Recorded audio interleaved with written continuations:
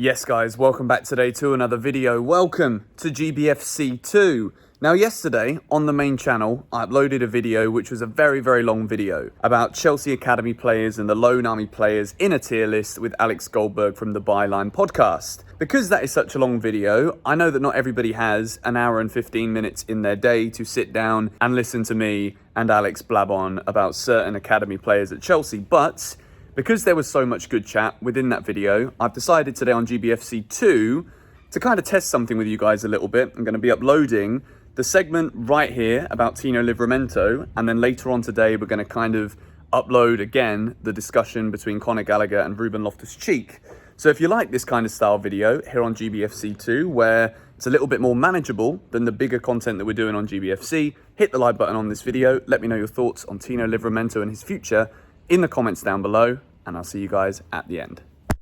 But it also segues us perfectly into a man who you just mentioned, who I've left to the end of the defensive part of this video, because I personally believe that this guy it's the double-edged sword of being from the Chelsea Academy, where you can become an incredibly good player, and I'm talking TINO Livramento here.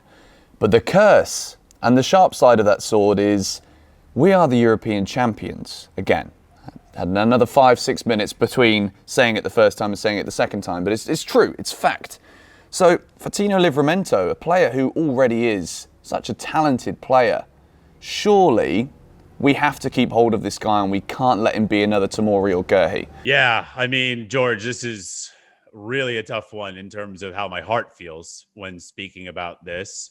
So I'm going to not go with the way I feel like the news is trending. And I am just going to say what I would like, George. So yes, I would like tier number 1. Yeah, tier number one. So you'd like him to be in this season. And here's why. Okay. It's open. The starting job isn't open because Reece will get that. Okay. But it is open. We've already seen a willingness from Thomas Tuchel to try Reece at right center back, when, by the way, many Academy fans knew Reece could play right center back for a long time. I didn't think we were going to see that once we were getting close to the end of the season. I thought, okay, clearly Tuchel's just going to keep doing Aspie and Christensen there. Maybe once Christensen got injured, that's why we saw Reece there. But now Tuchel clearly knows Reece can ball at right center back, absolutely.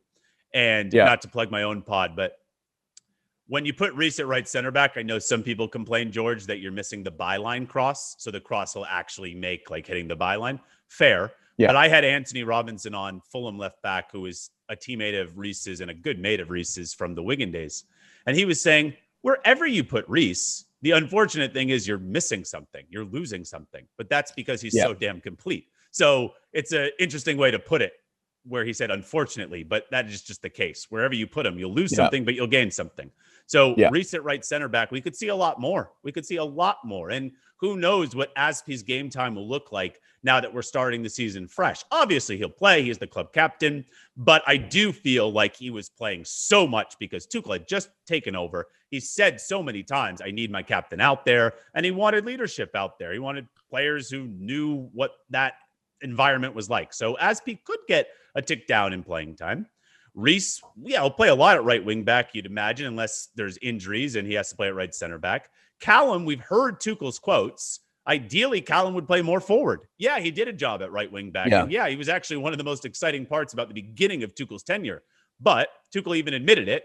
It's probably best for Callum, ideally, to play more forward. Okay, all of a sudden, there's a huge spot at right wing back open. And I don't see anybody else. Like, I don't see Pulisic playing there. I don't see Mount playing there. I don't see Ziyech playing there. I don't see anything innovative like that.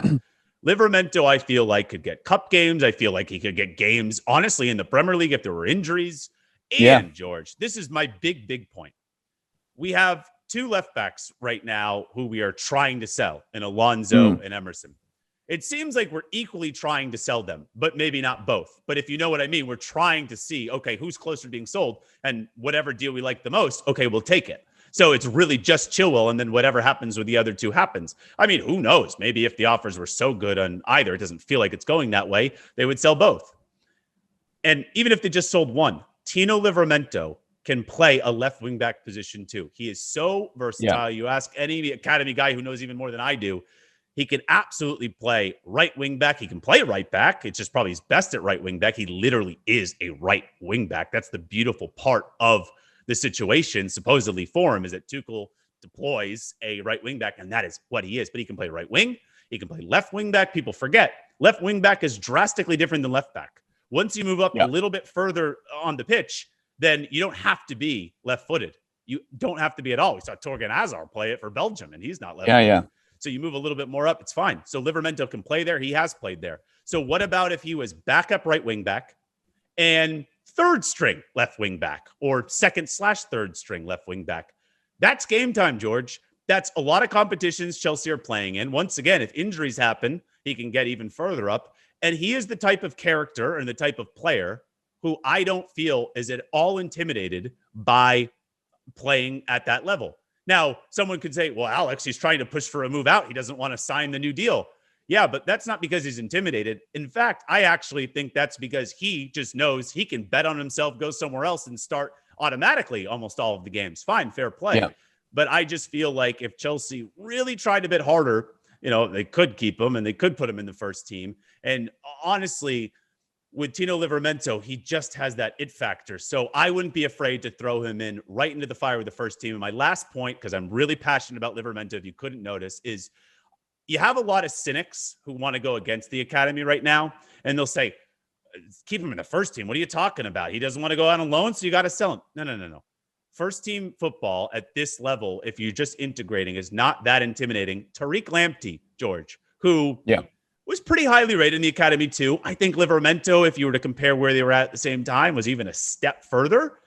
Tariq Lamptey played a huge part off the bench in a win against Arsenal, like in a Premier League game out of nowhere. And then he started to play. He was and excellent. Boom, he was excellent. He didn't look afraid. It was done actually really well by Lampard. And then he was like, okay, I can ball. I can play. I'm off to Brighton. Like, I'm out of here. But that's just kind of my point, is like, you think Livramento's too young for this? No. Like, Lamptey wasn't. And at the time, you were probably moaning about letting Lamptey go. No, absolutely. I think for me, it's one of those where we have, at the moment, this, again, it's just media speculation, but there is talks that Chelsea within the club are a bit worried about some of these young players or academy players that don't want to sign new deals because they see the pathway to the first team being so difficult to actually walk. And, this can be seen in a few ways. People like to take the idea of, they don't have that same grit and determination that a Mason Mount or a Reece James does to actually wait for the opportunity, bide the time, and then, when given the chance, get through to the first team. Or there's also the idea, again, that Chelsea, I keep saying it, and I'm not doing it on purpose, but we are European champions, We can't just, for the sake of wanting to see academy players break through to this team, we can't just give them all a shot. It's not how this game works, We are a club who want to be winning every single trophy that there is to win. But I do believe with Tino Livramento that I've seen enough and heard more than enough about him to again, totally agree with what you said in terms of backup right wing back, third choice left wing back, squad player this season, 110%. And I'm more than happy to put him into tier number 1.